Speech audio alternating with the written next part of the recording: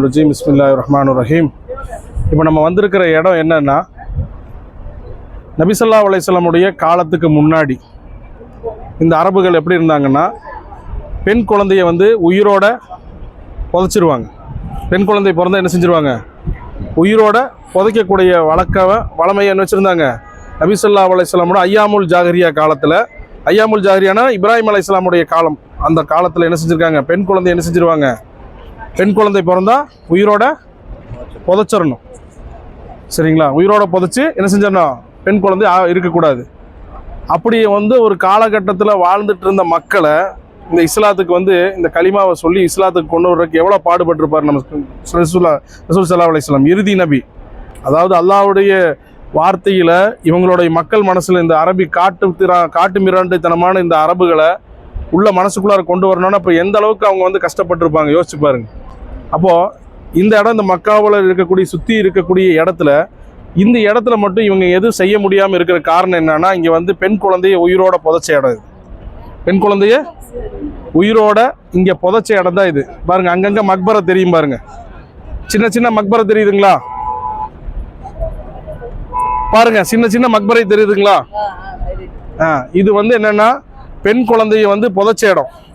இதுல என்னன்னா அதுக்கப்புறம் இது கொஞ்சம் காலத்துக்கு இங்க கேளுங்க, கவனிங்க பாய், அப்புறம் எல்லாம் வீடியோ எடுக்கலாம், இங்க வாங்க. அதாவது என்னன்னா, இந்த பெண் குழந்தைகளை இன்னைக்கு இஸ்லாம் என்ன சொல்லியிருக்குது, எந்த வீட்டில் 2 பெண் குழந்தை பிறக்குதோ அவங்க என்ன செய்யறாங்க, அவங்களுக்கு அவங்களுடைய தாய் தந்தைக்கு நல்ல விதமாக படிக்க வச்சு, நல்ல விதமாக மார்க்க கல்வியை சொல்லி கொடுத்து, நல்ல விதமாக வளர்த்தி ஆளாக்குற அந்த பெண் குழந்தைகளை திருமணம் பண்ணி கொடுத்துட்டா அவங்களுக்கு என்ன சொன்னாங்க, சொர்க்கம் வாஜிபாக்கப்பட்டதுன்ட்டாங்க. எந்த வீட்டில் பெண் குழந்தைகள் அதிகமாக இருக்கிறோ, தன் மாணவர்கள் எக்ஸ்ட்ரா மாணவர்கள், அதிகப்படியான மாணவர்களும் தன் சிறகுகளை வச்சு என்ன செஞ்சாங்க, அந்த குடும்பத்தை பாதுகாக்கிறான். அப்போ பெண் குழந்தைகளுக்கு அவ்வளோ முக்கியத்துவம் கொடுத்தது இஸ்லாமிய மார்க்கம் மட்டும்தான்.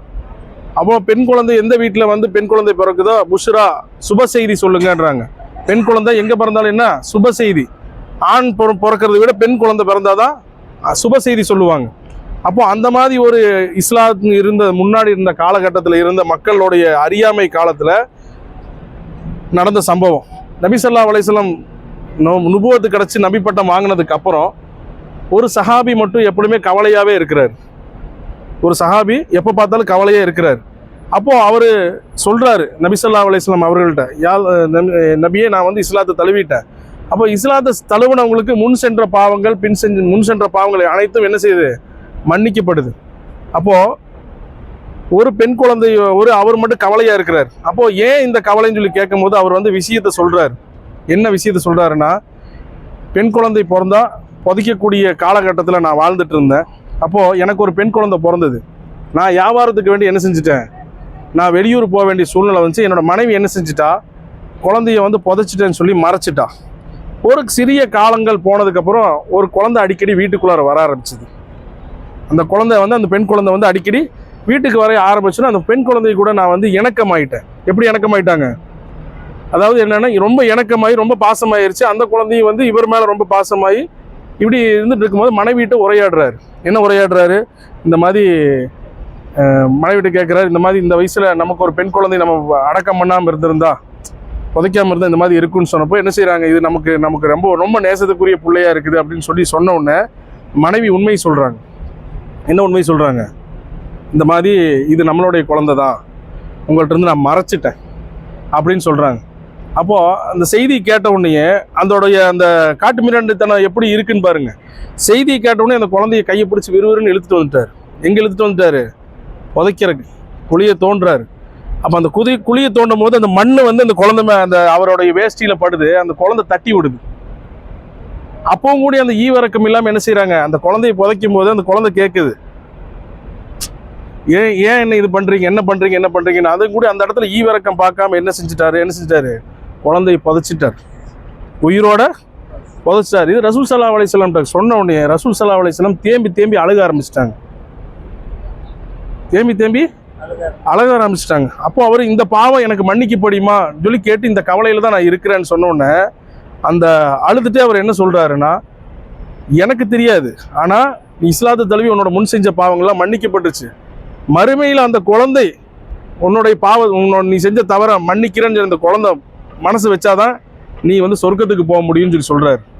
அப்போ அந்த மாதிரி ஒரு காட்டு மிராண்டித்தனமான இருக்கக்கூடிய அந்த செயல்களை செஞ்சுட்டு இருந்த இந்த அரபு மக்களை தான் என்ன செஞ்சுருக்கிறாங்க, அல்லாஹ் தாலா வந்து ஹிதாயத்தை கொடுத்து ரசூல் ஸல்லல்லாஹு அலைஹி வஸல்லமுடைய உழைப்பு, அந்த உழைப்பை கொடுத்து தன்னுடைய உயிரையும் எல்லாத்தையும் தியாகம் பண்ணி இந்த இஸ்லாத்தை வந்து இங்கே நிலைநிறுத்தி வச்சிருக்கிறார். அந்த மாதிரி ஒரு முக்கியமான இடம் இது. அதே நேரத்தில் சுமையா ரலியல்லாஹு அன்ஹு முதல்ல இஸ்லாத்தை தழுவின பெண்மணி யார்? சுமையா ரலியல்லாஹு அன்ஹு. அவங்கள சித்திரவதை பண்ணாங்க. என்ன சித்திரவதை பண்ணாங்க? ரெண்டு சைடு கட்டி என்ன பண்ணாங்க? சாட்டவாரில் அடிச்சாங்க இஸ்லாத்தை தழுவினதுக்காக. யாரு வேற யாரும் இல்லை, சொந்தக்காரங்க, அவங்களுடைய சொந்த பந்தங்கள்.